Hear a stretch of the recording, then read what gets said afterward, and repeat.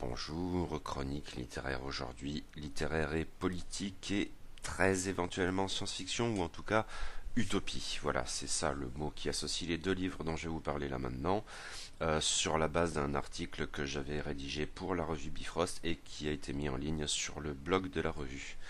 Donc ce sont deux livres qui ont été publiés aux éditions Publinet dans la collection Archéo SF.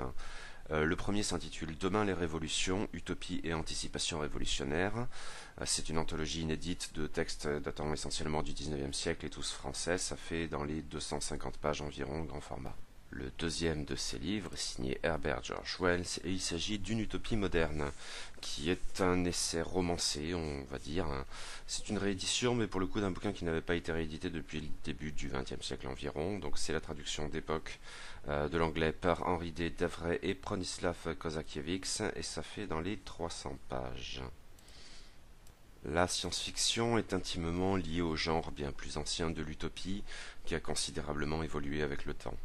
Longtemps cantonné à un registre essentiellement critique et à une définition étymologique stricte renvoyant à un lieu qui n'existe pas, l'utopie tend, surtout à partir de la Révolution française, à adopter une optique davantage programmatique ou descriptive en se projetant dans l'avenir.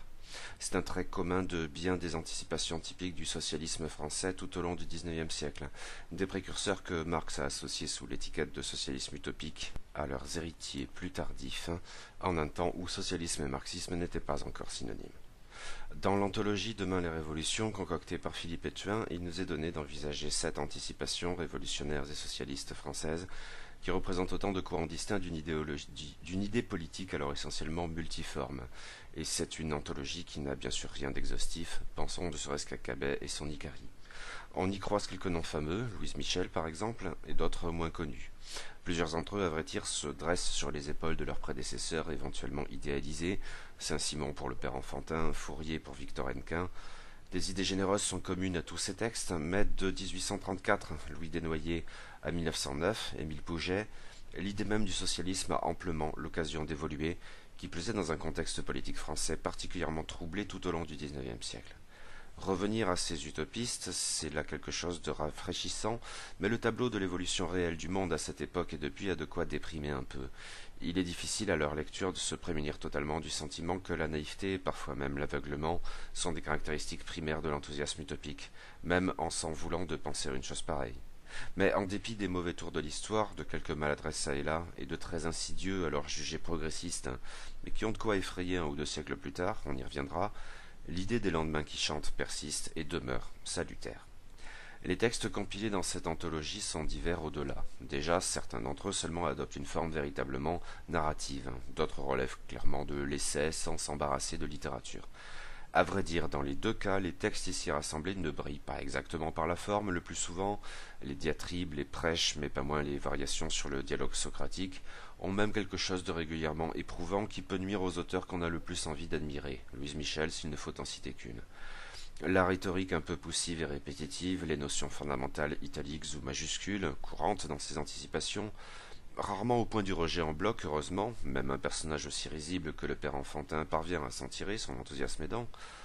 Celles sont toutefois compensées par quelques entreprises plus séduisantes à cet égard, comme les scènes phalanstériennes de Victor Hennequin, 1850 à 1852, plus particulièrement la première où des enfants nés dans un monde fourriériste ne parviennent tout simplement pas à comprendre que, 2 générations plus tôt à peine, le monde pouvait être si différent, si inégalitaire, si cruel, si absurde, enfin. On relèvera aussi l'étonnant rêve d'un irréconciliable de Pascal Grousset, 1869, qui, en adoptant en apparence la moins narrative des formes, le texte consiste en une succession de documents officiels, lesquels consistent à leur tour en liste de noms fameux truffés de savoureux clins d'œil, se montre étonnamment drôle et judicieux. On peut avoir l'impression à lire tout cela que l'enthousiasme et l'humour vieillissent mieux que l'indignation, même si les raisons de s'indigner ne manquent certes pas en 2018 et nous avons toujours besoin d'utopie. Ces anticipations sont essentiellement politiques, économiques et sociales. On y décrit en long et en large le processus révolutionnaire, comment les gouvernements bourgeois tombent, comment l'armée se rallie aux prolétaires, comment la redistribution opère, comment l'exemple, bien 9 fois sur 10 français, emporte la conviction de l'Europe, et comment l'exemple parisien mobilise les campagnes arriérées, etc. Quelques auteurs ici et là perçoivent cependant que la révolution politique doit composer avec la révolution industrielle. Aussi on trouve parfois au détour d'une ligne, guère plus, quelques allusions à des machines futuristes qui changent elles aussi la face du monde. Des moyens de transport notamment et de communication, qui ont le même effet de rétrécir la planète, condition nécessaire sans doute à la révolution mondiale, si d'abord européenne. Le ludisme peut être de la partie inévitablement, mais globalement la confiance en l'avenir qui émane de ces textes s'élargit au progrès technique, une dimension particulièrement marquée dans le livre de Wells qui nous intéressera bientôt, où la machine, nommément, libère. Mais certains enthousiasmes technologiques font froid dans le dos en même temps. Émile Pouget, dans Que nous réserve la révolution de demain, 1909, prophétise avec ardeur et joie la guerre chimique et bactériologique, qui sauvera la révolution anarcho-syndicaliste de la menace des troupes réactionnaires quant à elles incapables de développer pareils armements.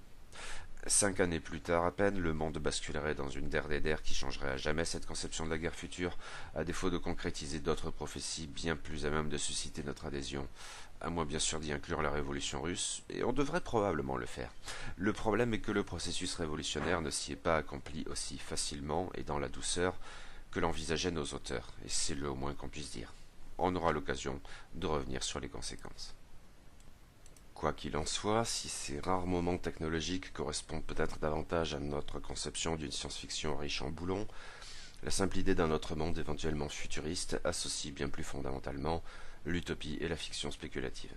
Qui pourrait en témoigner mieux que H.G. Wells, le fondateur de la science-fiction moderne, auteur de romans aussi brillants et séminaux que La machine à explorer le temps ou La guerre des mondes, pas les plus joyeux et positifs des récits pourtant, a écrit tout au long de sa carrière bien des utopies, certaines sous forme romanesque, d'autres sous l'apparence peut-être plus respectable d'essais.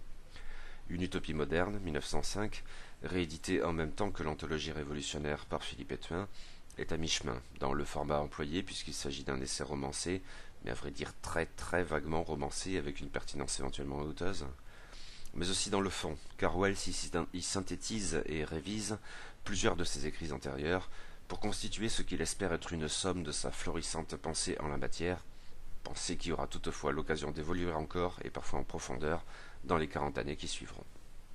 Mais, étrangement ou pas, une utopie moderne ne se présente pas comme étant une anticipation, ce qui contraste avec les utopies socialistes envisagées à l'instant.